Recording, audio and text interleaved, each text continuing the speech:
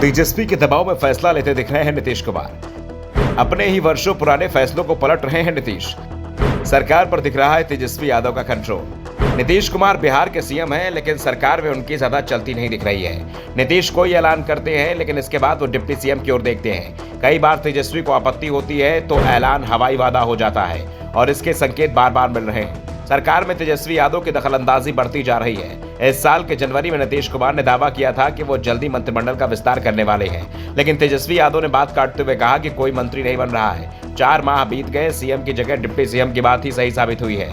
आज आनंद मोहन सिंह रिहा हो गए हैं तो इसके पीछे तेजस्वी यादव का हाथ माना जाता है। तेजस्वी के दबाव में नीतीश सरकार ने 10 अप्रैल को बिहार जेल नियमावली 2012 में संशोधन किया, जिसमें ड्यूटी के दौरान लोक सेवक की जान लेने वाले खंड को उन मामलों की सूची से हटा दिया जिनके लिए सजा की अवधि छूट पर विचार नहीं किया सकता।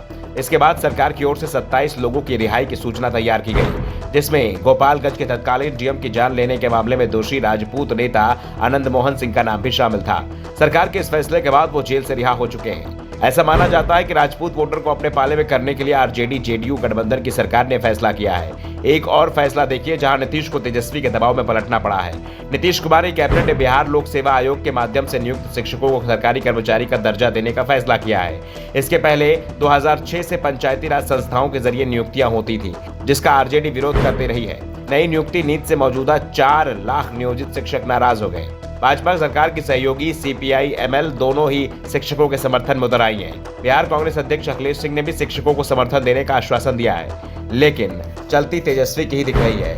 और अब तो दावा किया जाने लगा है कि जल्दी नीतीश कुमार शराबबंदी कानून भी वापस ले सकते हैं, क्योंकि इस कानून को वापस लेने का उन पर सबसे ज्यादा दबाव सहयोगियों का ही पड़ रहा है। आरजेडी शराब नीति की समीक्षा चाहता था।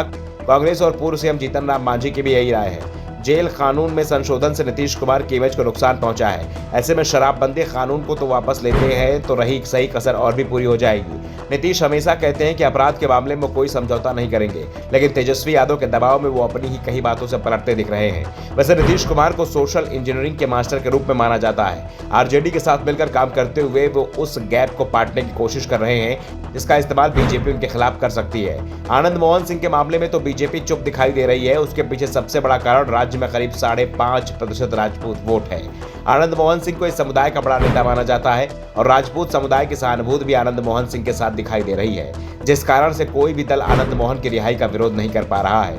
यहाँ तक कि बीजेपी ने भी आनंद मोहन की रिहाई का समर्थन ही किया है, जिस कारण से नीतीश कुमार को कम से कम इस मामले से तो राहत मिलती दिख रही है, लेकिन और दूसरे मामलों में तेजस्वी के दबाव में दिखाई दे रहे हैं, जिस कारण से बीजेपी लगातार उन पर निशाना साध रही है। नीतीश को भी एहसास हो रहा है कि उनका वोट बैंक कमजोर पड़ा है, जिस कारण से वो तेजस्वी पर ज्यादा निर्भर हो गए हैं। Bureau report, the such India.